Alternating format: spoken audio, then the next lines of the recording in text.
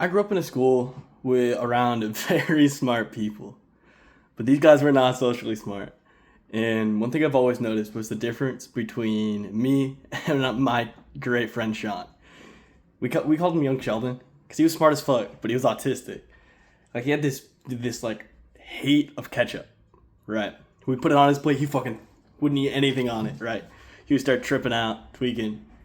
But one thing I've always noticed is that socially he was always trip. I was the kid. I would say anything, do anything, because I always thought nobody cares. Last time I'm on the street, I see a group of friends. They're loud. They're having fun. I don't care. I'm not gonna be like, get those guys out of here. But Sean, he was like, calm down, quiet down. We're in public. And I guess the point I'm trying to make is that to have fun, to really be in the moment, to love your life, is to look at all the people around you and think about yourself. If you were that guy over there, seeing a group doing exactly what you're doing, are you gonna give a fuck?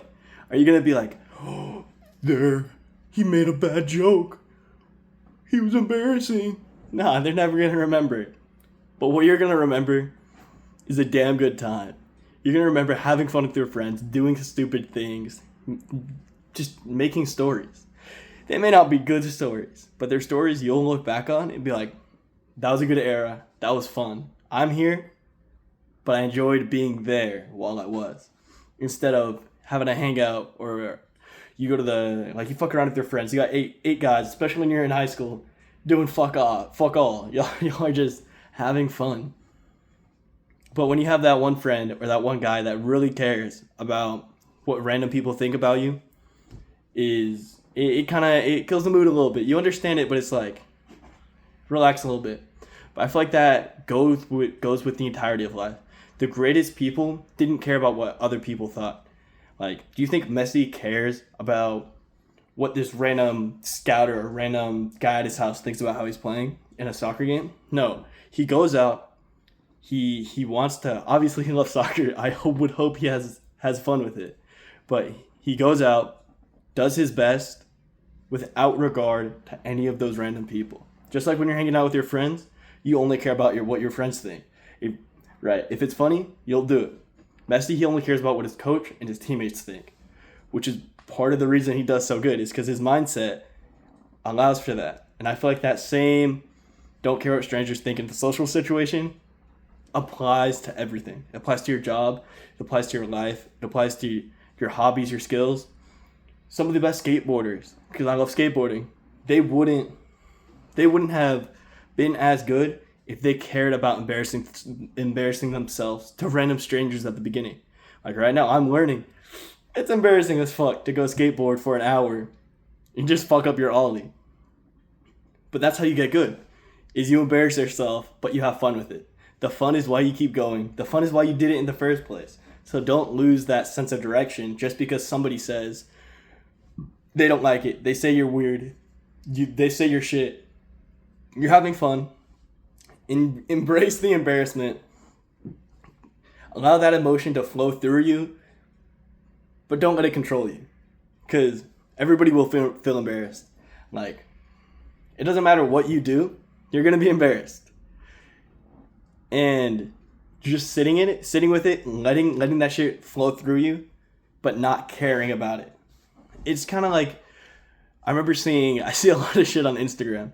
It was about Alyssa Liu, the really amazing, I think she did ice skating in the Olympics, where she was saying something about remaining connected but not attached. I feel like that's some of the best advice you could ever get in life, is to love everything to the fullest, live in the moment. Don't forget about who you are. Don't forget about who you love. Don't forget about like social. I guess I learned this term in one of my classes, like the social contract everybody has signed, where just don't be a dickhead, don't be a nuisance, don't be a bother. Don't forget about any of those things, but remain detached from them. They don't make you who you are. They don't make your life fun. They don't make your life meaningful. You chase the things you love, the things you care about. Don't be an asshole while doing it, but like keep that sense of self. I feel like that's what makes you and life fun, life meaningful, is that detachment of anything that really doesn't affect you. Staying connected while remaining detached. I'm only kind of now learning how to fully describe it. I know I'll probably bring it up again in any video, probably this one.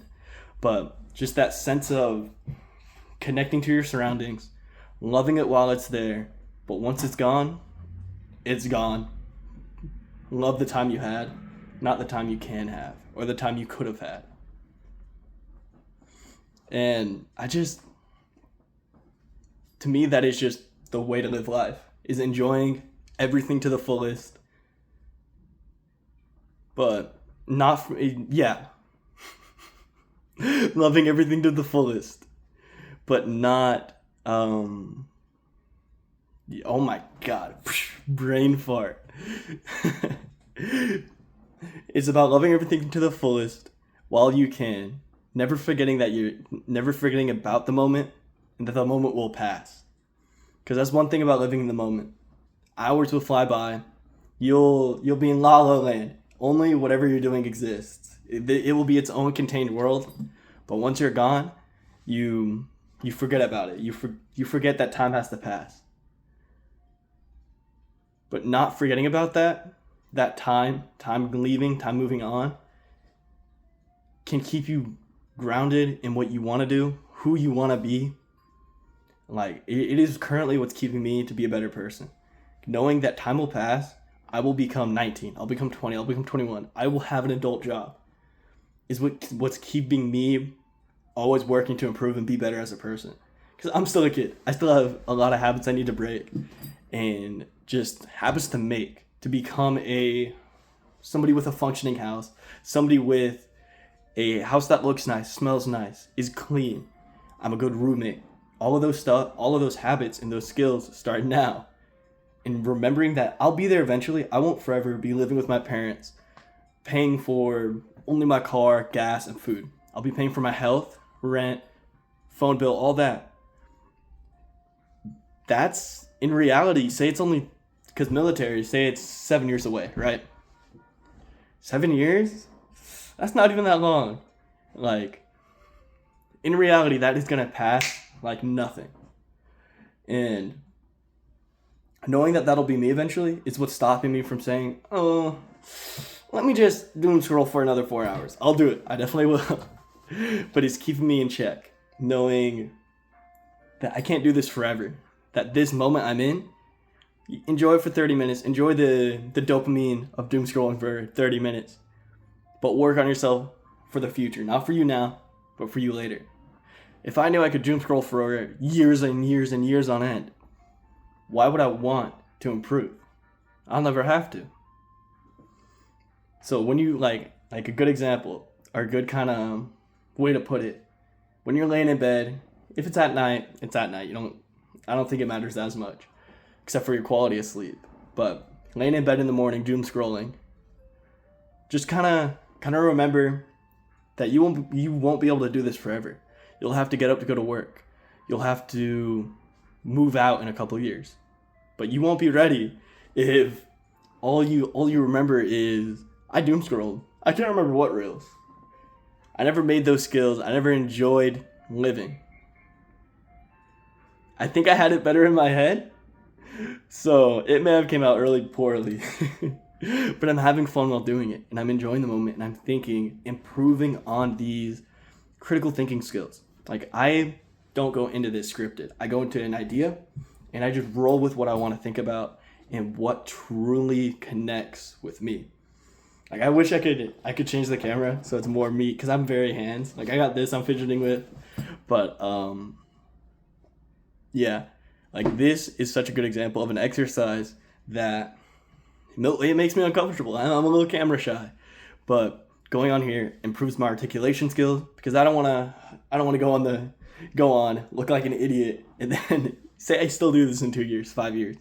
Even if I'm not big, to look back on it like, ooh, he wasn't even trying. I want to look at myself and say, yeah, he stumbled, he fumbled, but he tried. He gave his best effort. He was in the moment. He was connected, but he was detached from the embarrassment that you'll feel just from fucking up, because he was trying.